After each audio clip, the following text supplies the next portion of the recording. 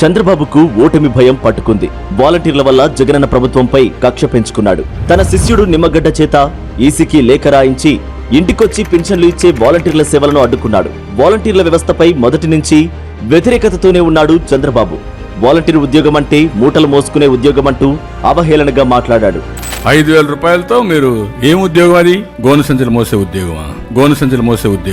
2019 September నుంచి మొన్నటి మార్చి 2024 వరకు 1వ తారీఖున తెల్లవారుతుండగానే అవ్వాతాతల ఇంటికొచ్చి మరీ పెన్షన్ ని అందించారు గ్రామ వాలంటీర్లు.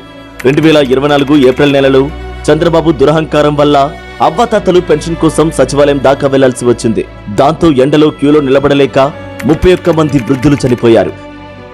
వ్యవస్థలను మేనేజ్ చేసేసి మే నెల పెన్షన్ ని బ్యాంక్ కి వెళ్లి తెచ్చుకునే పరిస్థితిని కల్పించాడు. అవ్వాతాతలు జగనన్నకు మద్దతుగా నిలుస్తున్నారని వారిపై చంద్రబాబు తన పైశాచికత్వాన్ని చూపిస్తున్నాడు.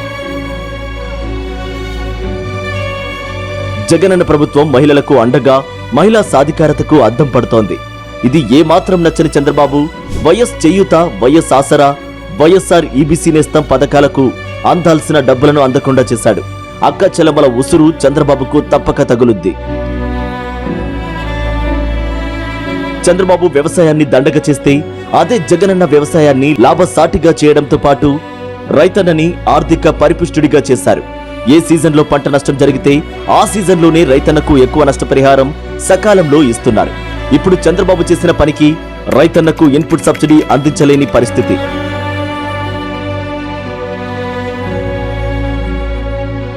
గత 58 నెలల పాలనలో విద్యార్థులకు జగనన్న విద్యా దీవెన అందిస్తూ అండగా నిలిచారు.